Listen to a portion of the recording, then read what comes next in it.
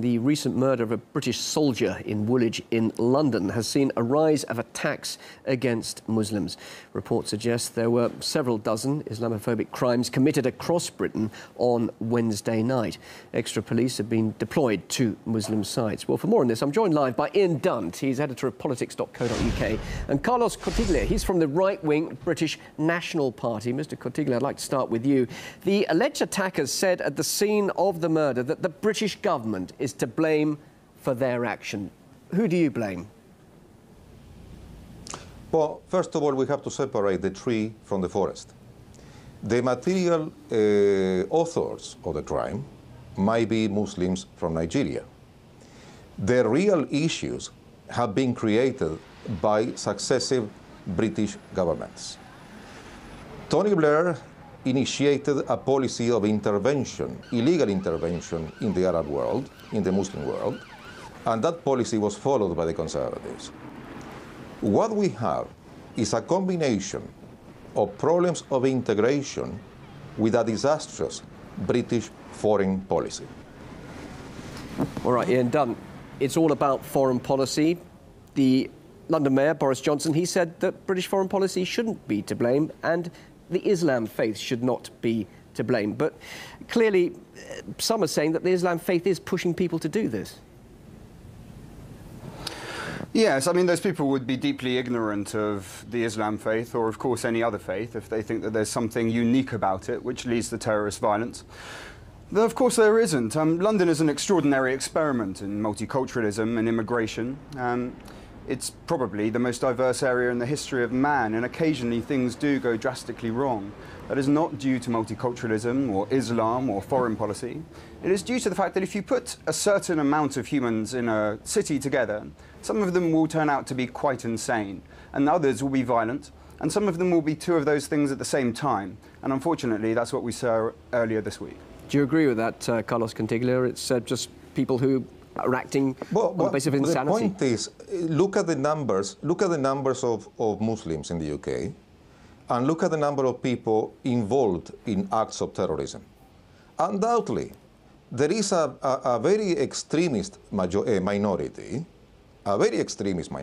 completely out of control, that are constantly being traced by and tracked down by the security services.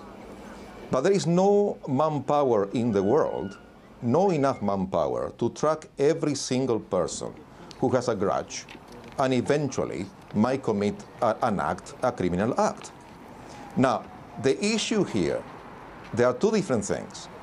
One is the issue of the existence of minorities who are violent. The other issue is the justification. And I absolutely agree that British foreign policy is a disaster, because in some cases the British government has supported Al-Qaeda. I do remember that the British government, the establishment, was supporting the Chechen rebels that were linked to Al-Qaeda. Now the British government is talking about supporting guerrillas who are trying to defeat President Assad. And who are those guerrillas? Al-Qaeda. So the contradictions of British foreign policy combined with social issues are the core of the problem. So social issues, are you saying that multiculturalism is failing there in Britain? It's interesting, you're a Uruguayan and you're representing British interests, so clearly it hasn't failed for you. But the point is, there are two words here, multiculturalism and integration. Now, when you look at Britain, what immigration, irresponsible immigration, has created is ghettos. You have ghettos across the UK. People who find difficulties, who find it hard to integrate. All right, okay, Ian Dunt, I want to ask you about that. Irresponsible, it's immigration isn't working, it's irresponsible, and there isn't enough inclusion there in British society. That's the problem. I give you an answer. Of course, the major problem the major problem with what he's saying is that, of course, there's acts of terrorism really conducted by the far right. You very generously described the BNP as a right-wing party earlier. They're not right-wing, they're far right, they're a fascist party. And the acts of violence that they perpetrate against mosques, against property, the threats against Muslims, these are also acts of terrorism. These are also acts of violence by non-state actors for political means. Well, I have to gentleman to come here and say that it has something to do with Muslims. I have to counter Carlos Cortiglia answer that same accusation. behavior is done by right-wing thugs. I have to counter that. Okay, answer that. The person who's talking now is ignoring completely the fact that I personally have an open dialogue with Muslim communities, that recently I had a debate with Muslim communities in Box Africa, in Battersea, in London, about these very issues of religion and terrorism and foreign policy. Sir, you stand so before on a you accuse me or anybody in the BNP of act of terrorism, you should learn about what you're talking about. Crowd violence. Okay, just listen to Mr. Dunt now, please. What are you saying? No, we don't. No, we don't. No, we don't.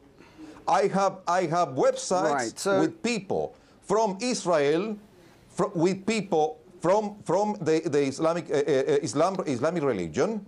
They are members of all religions in our websites. It does not surprise me that you may have found some other lunatics who also agree with your demented view of the world.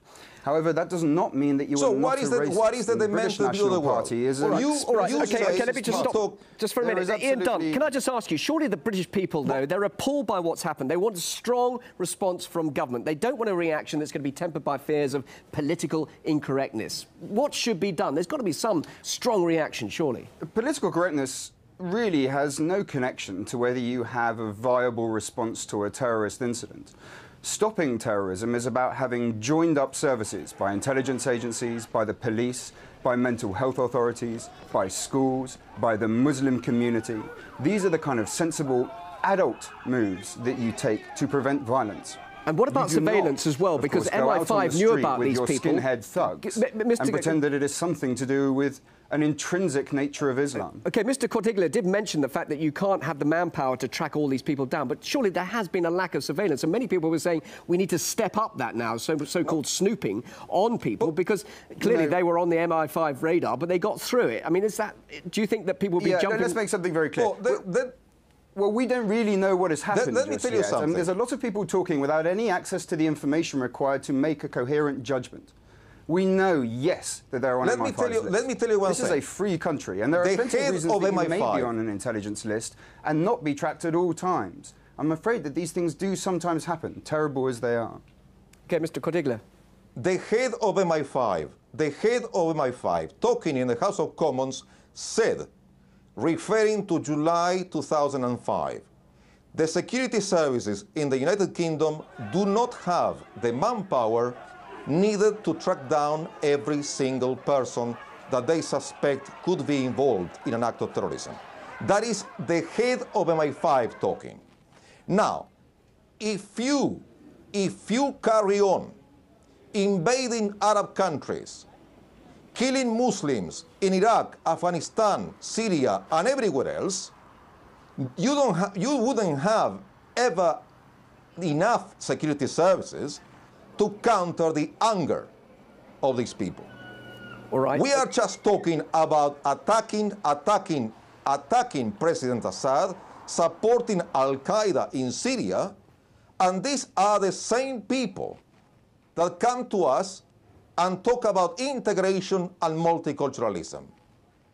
All right. It is hypocritical of a British government to talk about integration when they are constantly talking about invasion. All right, well, Ian Dunt, the attackers were apparently born and raised in Britain, but what does that tell us about integration in British society at the moment? Yeah, absolutely. We do know that we do have issues with alienation in some communities. And we certainly know that there are parts of our society in which there is extremist ideology taking place. None of this is to counter that. It is quite evident that that is the case. And that extremist ideology, though, can I ask you? And it's about how you prevent it. And who should be preventing it? Is that a failure of the British Muslim Council, the leaders? Who's failing to stop this extremism? British Muslims are not responsible for the action of every single one of their number, any more than I am responsible for some white serial killer somewhere who commits a series of murders. They are not responsible for it by virtue of their religion or their race. In fact, the British Muslim community contributes an extraordinary amount to this country, not least of all the hundreds of people who served in the armed forces, or the tens of thousands who have served historically in the armed forces and fought for us in World War I and World War II.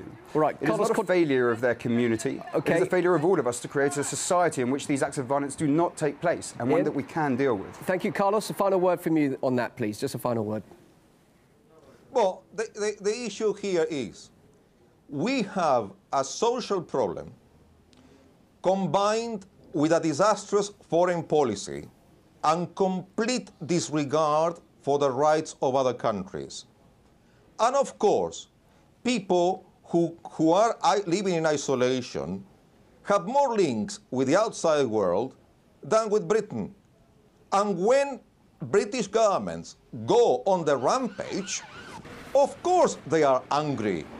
And that shows also a failure of integration. All right, thank you very much indeed, both of you. Ian Dunt, editor of politics.co.uk, and Carlos Cortiglia from the British National Party. Really appreciate you debating this matter here on RT Live. Thank you very much, both of you there in London.